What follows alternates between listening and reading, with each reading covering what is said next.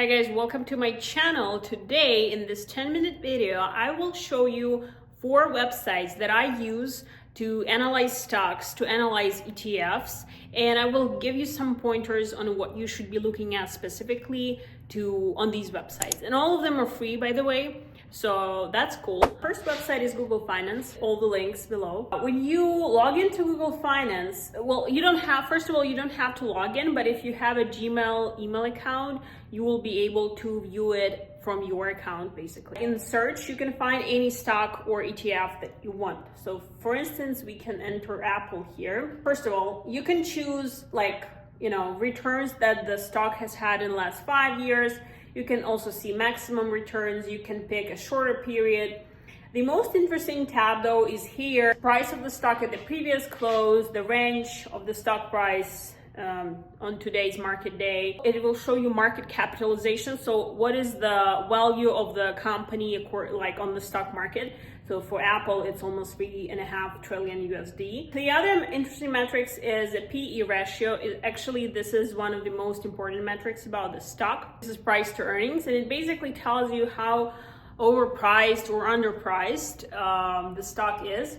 Like if the PE is higher than 15, basically it means the stock is overpriced. Although Apple is a tech stock, and if you look at any other, so Apple's current PE is 37, right? But if you let's look at Tesla, for instance, which is sort of like kind of like a tech company, although it's also automotive. Anyways, Tesla's PE is 183. So compared to Apple, Apple is okay.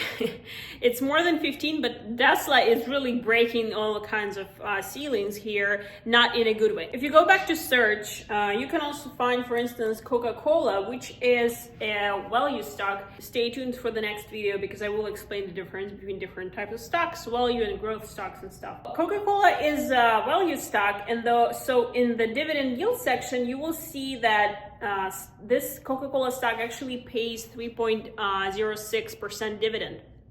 So basically this is like a percentage of the price of the stock. So if the stock price is $63, the dividend will be 3% of that 63. So Coca-Cola is a value stock. It pays a really high dividend. High dividend is like 1% and above. This dashboard shows where the stock is listed. So Coca-Cola is listed on New York Stock Exchange. Scroll down and you can see the latest news about Coca-Cola, which is very good for you if you are like,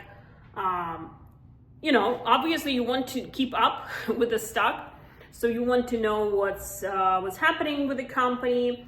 But here below, you will also find income statement, balance sheet, I'll open all of them, and cash flow. These metrics, and I will make a detailed video on how to analyze these financial statements in the future, so stay tuned and subscribe. Like how financially healthy the company is, and will it be able to withstand a crisis. So this is GoogleFinance. Another cool website, if you want to analyze ETFs, is ETF.com. You want to go specifically to Tools, ETF Screener.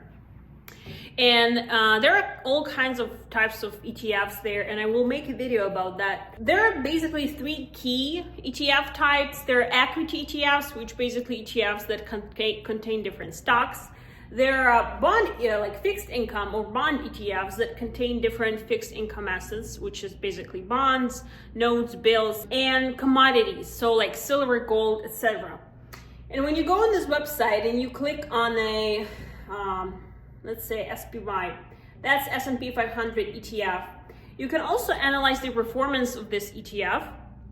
You can basically see here again the price of the ETF, who is the issuer, State Street. That's one of the top funds in America and also like worldwide. So when the ETF is issued by State Street, you know that it is like a definitely high quality ETF. Also, an important metric here is expense ratio, and I should probably make another video on that, but expense ratio tells you what will be like a commission that this fund will charge you for managing this ETF. You don't have to actively pay this commission, take some money out and go pay it. It's just something that will be charged by the broker automatically, basically. And again, you can see here the performance.